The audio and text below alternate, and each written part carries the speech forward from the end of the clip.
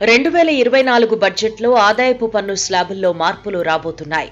రాబోయే బడ్జెట్లో కొన్ని ఆదాయ వర్గాల వారికి పన్ను రేట్లను తగ్గించాలి అని ప్రభుత్వం భావిస్తోందట. తద్వారా వినియోగాన్ని పెంచాలి అన్న ఆలోచన చేస్తున్నట్లు రాయిటర్స్ సహా మీడియా కథనాలు చెబుతున్నాయి. కేంద్రంలో మూడోసారి అధికారంలోకి వచ్చిన మోదీ సర్కార్ జూలైలో పూర్తి స్థాయి బడ్జెట్ ప్రవేశపెట్టనుంది. ఎన్నికల ముందు భాజపా ఆశించినట్లు సొంతంగా విజయం సాధించకపోగా ప్రభుత్వాన్ని నడిపే విషయంలో మిత్రపక్షాలపై ఆధారపడాల్సిన పరిస్థితి. ముఖ్యంగా ద్రవ్యోల్బణం, నిరుద్యోగం, ఆదాయాలు తగ్గడం వంటి విషయాల్లో కొన్ని వర్గాల్లో వ్యతిరేకత ఈ పరిస్థితికి కారణమని పోస్ట్ పోల్ సర్వేలు వెల్లడిస్తున్నాయి. ఈ నేపథ్యంలో బడ్జెట్ రూపకల్పనకు సిద్ధమవుతున్న మోదీ సర్కార్ వారికి ఊరటనిచ్చే విషయంలో ఆలోచన చేస్తోందని సమాచారం.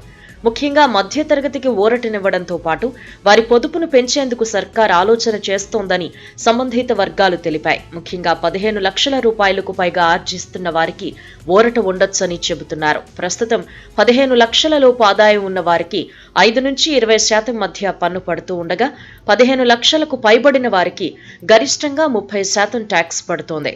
అలాగే 10 లక్షలు వార్షికాదాయం పైన పన్ను రేట్లు తగ్గించే యోచన చేస్తోందని సంబంధిత వర్గాలు తెలిపాయి. కొత్త ఆదాయపు పన్ను స్లాబుల గురించి చర్చ జరుగుతోందని పేర్కొన్నాయి. రేట్ల తగ్గింపు వల్ల వినియోగం పెరుగుతుందని, తద్వారా ఆర్థిక వ్యవస్థలో డిమాండ్ పెరిగి ఇన్వెస్ట్మెంట్ సైకిల్ మెరుగవుతుందని ప్రభుత్వం భావిస్తోంది. దీనివల్ల జీఎస్టీ వసూళ్ల రూపంలో ప్రభుత్వానికి ఆదాయం సమకూరుతుంది. మరోవైపు బడ్జెట్ రూపకల్పనకు సంబంధించి ఇప్పటికే ఏర్పాట్లు జరుగుతున్నాయి. జూన్ 20 నుంచి బడ్జెట్ ముందస్తు చర్చలు ఆర్థిక మంత్రి నిర్మలా సీతారామన్ ప్రారంభించనున్నారు.